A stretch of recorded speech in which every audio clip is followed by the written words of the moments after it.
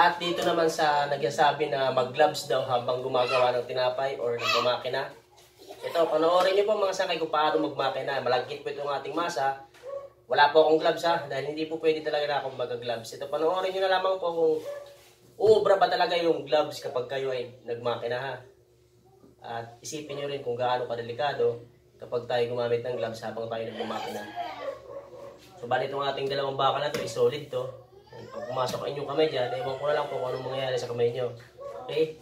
At itong video na to, ginawa ko to dahil sa mga comment nito. So ayan, bali bago lamang po yan, maliban lamang po ito sa aking pinost sa photo. Ito po ay ginawa natin ng video. Yan yung kanyang comment, Yaks, walang glove, dugyot mo, mag-gloves ka.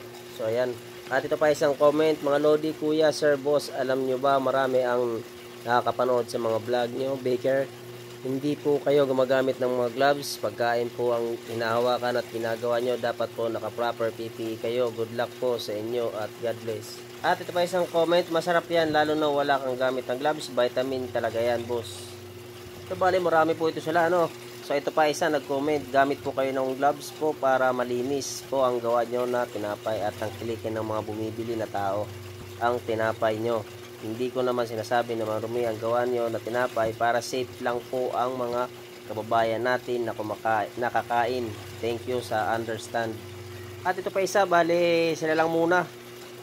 Ito, sabi niya, hindi ba required ang balot sa kamay pag gumagawa ng tinapay? Di ba mas masarap kainin kung malinis ang pagkakagawa? So ayun, sa nagko-comment ng mga ganito na mag-gloves daw kapag gumagawa ng tinapay. So ayan, unang-una mga sangkay is, nandun na tayo sa kalinisan na sinasabi nyo sa part na yan. Malinis naman po yung ating pagkakagawa. Hindi naman po porket walang gloves ay sa tingin nyo ay marumi na po yung ating pagkakagawa ng ating produkto. Kung tutuusin pa nga po is, mas malinis na po kahit wala tayong gloves dahil mayat maya po yung hugas namin ng kamay. Dahil bawat masa namin yan, pagkatapos namin magmasa, ay hugas po kaagad kami ng kamay nyan. Kapag marumihan lang ng konti, madikitan lang ng masa yung aming kamay at hindi kami komportable sa pagporma ng tinapay, ay naguhugas din po ulit kami niyan. Hindi po mabibilang kung ilang beses kami nakakapaghugas ng kamay hanggang sa matapos po yung aming gawain sa loob ng bakery. Importante lamang po kapag kami ay gumagawa ng tinapay, ay malinis po dapat ang kamay. Yung kuko po ay hindi po dapat mahaba at malilinis po dapat yung aming mga kuko.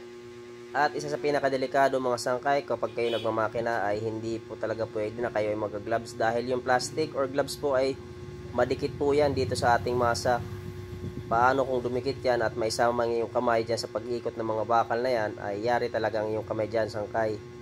So ayan, hindi po pwede talaga yung sinasabi nyo na mag-gloves kapag tayo ay gagawa.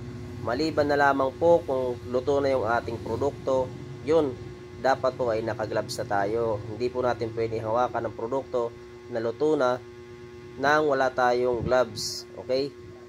Diyan sa part na yan, kapag luto na yung produkto ay obligado na po talagang mag-gloves kapag humahawak ka ng tinapay.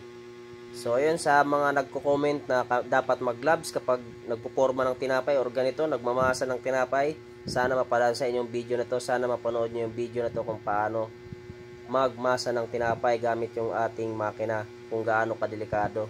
At hanggang dito na lamang po ang aking video. Maraming salamat po sa inyong suporta. Thank you for watching. Peace out.